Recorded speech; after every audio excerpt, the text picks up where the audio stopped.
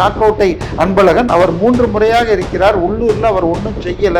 விசிகாவுடைய தலைவர் முதல் முறையாக எம்எல்ஏவானது திமுக கூட்டணியில் பாஜக இருந்தப்பதான். ஆனால் அவர்கள் வாங்கியது 21%, அதிமுக வாங்கினது 23%. 20 தொகுதிகள் வரை அண்ணாமலை வெற்றி பெற்று கொடுத்தால் அவர் தேர்தலுக்கு பிறகு அவர் மத்திய அமைச்சராக கூடும். இது 5லும் 2024 50%க்கும் அதிகமாக உள்ளது. இந்த 14 தொகுதிகளிலும் மயிலாப்பூரை தவிர மீதி எல்லாம் பெருமளவில் வெற்றி பெற முடியும். சவுத் மெட்ராஸ்லயும் சரி, சென்ட்ரல் மெட்ராஸ்லயும் அதிமுக கூட்டணி சென்ற முறை உங்களுக்கு டெபாசிட்டே இழந்தது. iPlus TV, India's #1 QLED TV, crystal clear picture quality with 3-year replacement warranty, smart voice, smart entertainment. 4ஆம் துணை நேயர்கள் அனைவருக்கும் வணக்கம். வருகின்ற 2026 சட்டமன்ற தேர்தல் இன்னும் சில நாட்கள்ல நடக்கவிருக்கு. இதற்கிடையில பாத்தீங்கன்னா அதிமுக, தவேக, திமுக, நாதகன்னு அவங்கவுங்க வேட்பாளர்கள் பட்டியலை அறிவிச்சு தொகுதி பங்கீடுகள் போயிட்டு இருக்கு.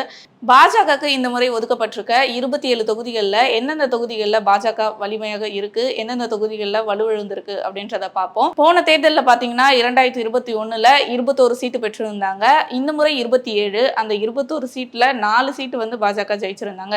அந்த 4ல் 2 வெற்றி பெற்ற தொகுதி தான் இப்போ பாஜகவுக்கு கிடைச்சிருக்கு. இந்த தொகுதி பங்கீடுன்றது பாஜகவுக்கு இந்த முறை பலமா பலவீனமா அப்படின்றத நம்ம அரசியல் விமர்சகர் தேவப்பிரியா அவர்களுடன் நேரடியாக கேட்டு தெரிஞ்சுக்கலாம் வாங்க. என்டிஏ கூட்டணியை பொறுத்தவரை 2024 தேர்தலை அதிமுக தனியாக தேமுதிகவுடன் இணைந்தும் பாஜக, பாமக மற்றும் பல கட்சிகள் சேர்ந்து போட்டியிட்டன. இரண்டுமே சேர்ந்து கூட இரண்டும் தனித்தனியாக ஒரு இடத்தை கூட வெல்லவில்லை. ஆனால் 2 பேருமே சேர்ந்து வாங்கிய ஓட்டுக்கள் அடிப்படையில் பார்த்தால் கிட்டத்தட்ட 14 தொகுதிகளில் அதிமுக, பாஜக வெற்றி பெறும் நிலையில் உள்ளது. 5 தொகுதிகளில் மிக வலுவாக மதுரை தெற்கு, கோவை வடக்கு, அவிநாசி, சாத்தூர், தளி, இது 5லும் 2024 50%க்கும் அதிகமாக உள்ளது. மதுரை தெற்கில் பேராசிரியர் சீனிவாசன் நிற்கக்கூடும். கோவை வடக்கில் சென்ற முறை கோவை தெற்கில் நின்ற வானதி ஸ்ரீனிவாசன் நிற்கக்கூடும். அவிநாசி தொகுதியை பெரும்பாலும் எல் முருகன் நிற்கலாம். இங்கே சென்ற முறை திரு தனபால் அவர்கள் தொடர்ந்து 3 முறையாக சபாநாயகர் தனபால் நின்ற தொகுதி சாத்தூர் மற்றும் தளி. சாத்தூர் தொகுதியில் திரு நயினார் நாகேந்திரன் அவர்கள் நிற்பார்கள் என்று எதிர்பார்க்கப்படுகிறது. அதாவது அவர் சென்ற முறை திருநெல்வேலியில் வென்றிருந்தார். எனவே இந்த 5 தொகுதிகள் அதிமுக வெற்றி பெற்ற தொகுதிகள் என்றாலும் இந்த முறை பிஜேபி எளிதாக வெல்ல முடியும். ஏனென்றால் இங்கு 50% மற்ற எல்லோரையும் சேர்த்தா கூட இதுல வரலாம். இந்த பக்கம் அடுத்து நல்ல வாய்ப்புள்ள தொகுதிகள் என்று பார்த்தால் ராசிபுரம், நாகர்கோயில், மயிலாப்பூர், உதகமண்டலம், திருப்பூர் தெற்கு, ராதாபுரம், வாசுதேவநல்லூர், திருப்பத்தூர், மானாமதுரை என்று இவை வருகிறது. மீதமுள்ள 13 தொகுதிகள் இவர்களுடைய வாட்டு 40க்கும் கீழே உள்ளது என்று வருகிறது. நாம் எவ்வளவு வாங்கினார்கள் என்பதை அடுத்த ஸ்லைட்ல பார்த்தா இன்னும் எளிதாக புரியும். அதிமுக கூட்டணியில் பாஜகவிற்கு 27 தொகுதிகள் மற்றும் தமாகவிற்கு 5, அமமுகவிற்கு 11 மற்றும் ஒரு சீட்டு 2 பேர் கொடுத்திருக்காங்க. இது எல்லாம் என்டிஏன்னு இருந்தது. இந்த என்டிஏவை மொத்தமாக கூட்டினா 50 தொகுதிக்கு கீழே இருக்கு. ஆனால் அவர்கள் வாங்கியது 21%, அதிமுக வாங்கினது 23%. அப்ப 21% வாங்கினவங்களுக்கு 55 சீட்டான்னு கேட்குறாங்க. பட் எப்பயுமே மத்திய தேர்தல் என்றால் அதுல பிரைம் மினிஸ்டர் கேண்டிடேட் சொல்றவங்க தான் ஓட்டு வாங்குவாங்க. மோடியா லேடியா என்று தன்னையே ப்ரொஜெக்ட் பண்ணப்ப ஜெயலலிதா 45 வாங்கினாங்க. பட் அதை தவிர திமுக அதே தேர்தலில் கூட்டணியோட 23 குறைஞ்சுது. எனவே அதிமுகவோட ஓட்ட 24 நம்ம ரஃப்லி 24 வச்சுக்கலாம். பாஜகவிற்கு மோடிக்காக விழுந்த ஓட்டுகள்னு குறைச்சா 18. அந்த அடிப்படையில் பிரித்தால் குறைஞ்சபட்சம் 75 சீட்டு வாங்கியிருக்கணும். ஆனாலும் பரவாயில்லை என்பதாக வெற்றி பெறும் வாய்ப்புள்ள தொகுதிகளாகத்தான் பிரித்துள்ளார்களா என பல ஊடகங்களில் பார்த்தா அதிமுக வெற்றி பெறும் தொகுதிகளை வச்சுக்கிட்டு பாஜகவை ஏமாற்றி விட்டதுங்கிற மாதிரி சொல்றாங்க. சோ உண்மை என்ன சொல்கிறது அதைத்தான் இங்க பார்க்கிறோம். இப்ப 14 தொகுதிகளில் இப்ப 2024 பாராளுமன்ற தொகுதிகளில் என்டிஏ, அதாவது அதிமுகவும் திமுகவும் சேர்ந்து பாஜகவும் சேர்ந்து வாங்கியதை போட்டா அவர்கள் மதுரை தெற்குல 71,000 வாங்கியிருக்காங்க, 54%.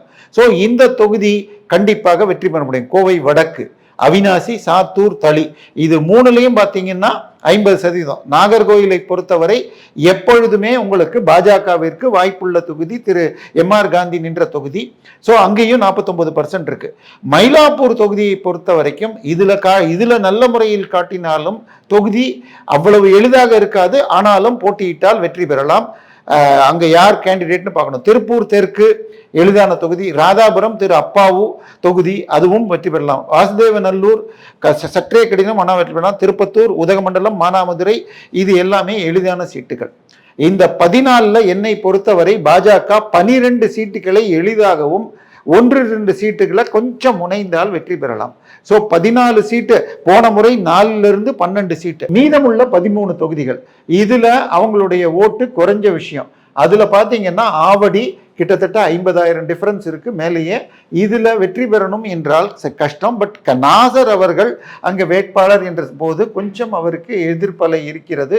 இது 2016ல் மாஃபை பாண்டியராஜன் வெற்றி பெற்ற தொகுதி, அதனால் ஃபைட் கொடுக்க முடியும். திருவண்ணாமலையை பொறுத்த வரைக்கும் எழுதிடலாம். அது திரு ஏவா வேலுவுடைய தொகுதி. அவர் விலைக்கு கூட வேட்பாளர்களை வாங்கிடுவார். மொடக்குறிச்சி சென்ற முறை பாஜக வெற்றி பெற்ற தொகுதி. இங்கு கஷ்டப்பட்டாலும் கொங்கு வேளாளர் மற்றும் அந்த இதுல மொடக்குறிச்சியும் இந்த லிஸ்ட்ல வர வேண்டிய தொகுதி. திருவாரூர் ஜெயிக்கவே முடியாது. தஞ்சாவூரும் அமைச்சர் தொகுதி. அறந்தாங்கியை பொறுத்தவரை திருநாவுக்கரசருடைய மகன் நிற்கும் தொகுதி. எனக்கு தெரிஞ்சா புதுக்கோட்டையில மிகப்பெரிய அளவுல ஒரு ஒர்க் நடந்து அங்கு நமது உள்துறை அமைச்சர் அமித்ஷா வந்த தொகுதி. அதில் புதுக்கோட்டையிலேயே 3 கொடுத்திருக்காங்க. அறந்தாங்கி, புதுக்கோட்டை மற்றும் கந்தர்வ கோட்டை. இதுல கந்தர்வக்கோட்டை சிபிஎம் தொகுதி. அந்த எம்எல்ஏ பேர்ல எதிர்ப்பு இருக்கிறதுனால வெற்றி பெற வாய்ப்புண்டு. புதுக்கோட்டையும் அறந்தாங்கியும் சிக்கல். பட் அறந்தாங்கியில அவங்க வாங்கி இருக்கிறதும் கம்மி, அதாவது பிரிப்பு அதிகமாக இருக்கு. உழைப்பு கொடுத்தால் அறந்தாங்கியில ஃபைட்டு கொடுக்கலாம். ராமநாதபுரமும் என்னை பொறுத்த வரைக்கும் வாய்ப்புண்டு. திருச்செந்தூரை பொறுத்தவரை மிக மிக வித்தியாசங்கள் அதிகமாக காட்டினாலும் இங்கே தமிழிசை சவுந்தரராஜன் நின்றால் வாய்ப்பு இருக்கும். கொளச்சல், பத்மநாபபுரம், விளவங்கோடு, இது 3மே கன்னியாகுமரி தொகுதிக்கு கீழே வருது. இது 3லையுமே கிறிஸ்தவர்கள் 50% தொடுது. அதாவது அங்க இருக்கிற கிறிஸ்தவர்களில் விளவங்கோடு தொகுதியை பொறுத்த வரைக்கும் காங்கிரஸ்ல 3 முறை எம்எல்ஏவாக இருந்த மேடம் இவங்க இங்க வந்திருக்காங்க. அவங்க வேட்பாளரான நின்னால் அவங்க கொஞ்சம் கொண்டு வந்தால் இந்த 20,000 டிஃபரன்ஸ்ல 10,000 வரலாம். ஆனால் கிறிஸ்தவர்கள் மொத்தமாக போடுவாங்க அப்படிங்கிறது மாதிரி 2ஆக பிரியறது. ஒன்று எம்பிசி கிறிஸ்டியன்ஸ், பேக்வர்ட் கம்யூனிட்டியை சேர்ந்தவங்க, நாடார்கள், பிள்ளைகள் போன்றவர்கள். இன்னொன்று தலித் கிறிஸ்தவர்கள், பெரும்பாலும் மீனவர்கள், பெர்னாண்டோ கிறிஸ்தவர்கள். பெர்னாண்டோ கிறிஸ்தவர்களில் மிகப்பெரிய அளவில் விஜய்க்கு சாதகமாக உள்ளது என்று சொல்கிறார்கள். அது நடந்தா கொளச்சல், பத்மநாபபுரம், விளவங்கோடு, அதே மாதிரி தமாகவிற்கு கொடுத்திருக்கிற கிள்ளியூர்லையும் வாய்ப்பு இருக்கு. விஜய் 15% பிரிச்சார் என்றால் வித்தியாசம் குறையும். கந்தரக்கோட்டை வாய்ப்புண்டு. புதுக்கோட்டை ரொம்ப கஷ்டம், பட் அங்கேயும் வாய்ப்புண்டு.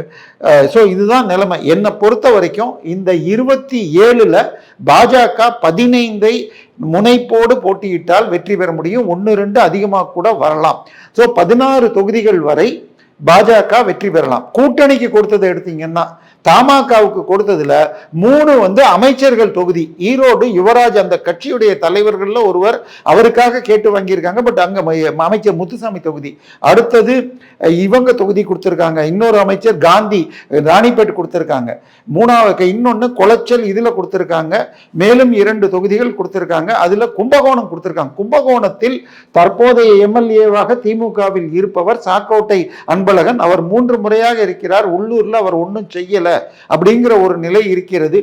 என்னை பொறுத்த வரைக்கும் கும்பகோணத்துல இதற்கு முன்னால் அதிமுக சார்பில் திரு ராமநாதன் என்பவர் எம்எல்ஏவாக இருந்துள்ளார். அதனால இரட்டை இலையில் இது இங்கே தமாக நின்றால் வாய்ப்புகள் இருக்கு.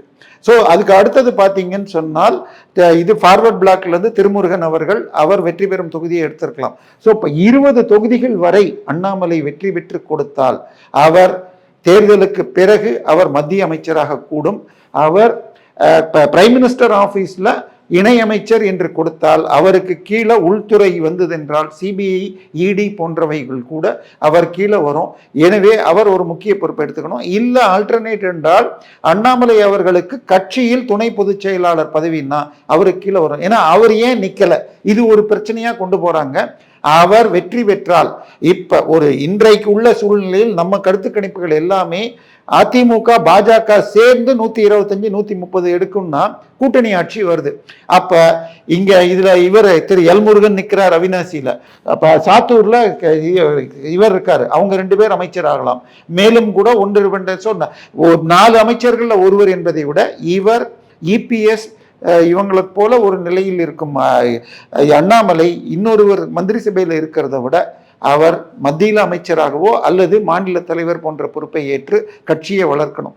எனவே இது இந்த ஏற்கனவே வெற்றி வாய்ப்புள்ள 14 13 ஃபைட்டு, அதுல கூட மொடக்குறிச்சி வெற்றி பெறலாம், கன்னியாகுமரி சீட்டுகளும் வாய்ப்பு இருக்குங்கிறப்ப ஓரளவு ஃபேரா தான் நடந்திருக்கு. சென்னையில சவுத் மெட்ராஸ்லயும் சரி சென்ட்ரல் மெட்ராஸ்லயும் அதிமுக கூட்டணி சென்ற முறை உங்களுக்கு டெபாசிட்டே இழந்தது. சவுத் மெட்ராஸ்ல மேடம் தமிழிசை சவுந்தரராஜன் 2வது வந்தார்கள், ஜெயக்குமாருடைய மகன் ஜெயவர்தனா இது டெபாசிட் இழந்தார். இங்க மத்திய சென்னையை பொறுத்தவரை கூட்டணிக்கு கொடுத்துட்டாங்க அதிமுக, தேமுதிகவுக்கு அவரும் டெபாசிட் இழந்தார்.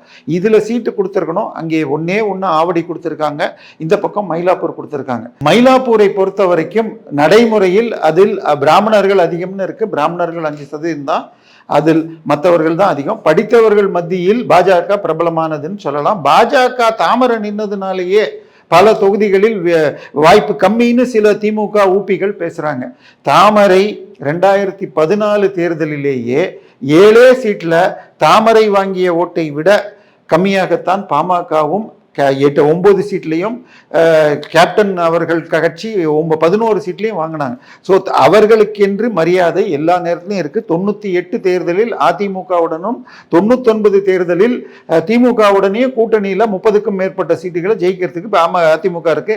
இன்னைக்கு விசிகாவுடைய தலைவர் முதல் முறையாக எம்எல்ஏ வானது திமுக கூட்டணியில் பாஜக இருந்தப்பதான், செல்வ பெருந்தகையும் அப்பதான் ஜெயிச்சார். எனவே பாஜக எதிர்ப்புங்கிற மனநிலை போய்விட்டது. நடுவில் அது மிக பெரும்பாலும். ஸோ இதுல இந்த 14 தொகுதிகளிலும் மயிலாப்பூரை தவிர மீதி எல்லாம் பெருமளவில் வெற்றி பெற முடியும்.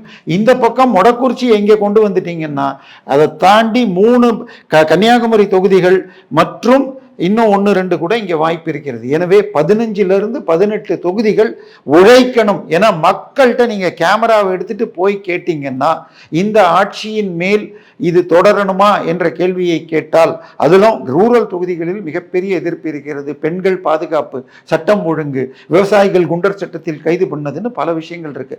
இதையெல்லாம் கொண்டு போனால் இந்த 27ல என்னை பொறுத்த வரைக்கும் 18 ஈஸியாக வைக்க முடியும். கூட்டணியோட இன்னும் ஜெயிச்சால் அண்ணாமலைக்கு மத்தியில் பெரிய வாய்ப்பு இருக்கிறது. இந்த கூட்டணியும் 130 150க்கு போக முடியும். நடக்குமா?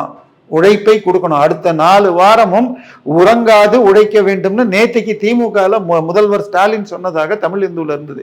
அதை என்டிஏ எடுத்துக்கிட்டு செஞ்சாங்கன்னா வாய்ப்பு உண்டு. பார்ப்போம். iPlus TV, India's #1 QLED TV, crystal clear picture quality with 3-year replacement warranty, smart voice, smart entertainment.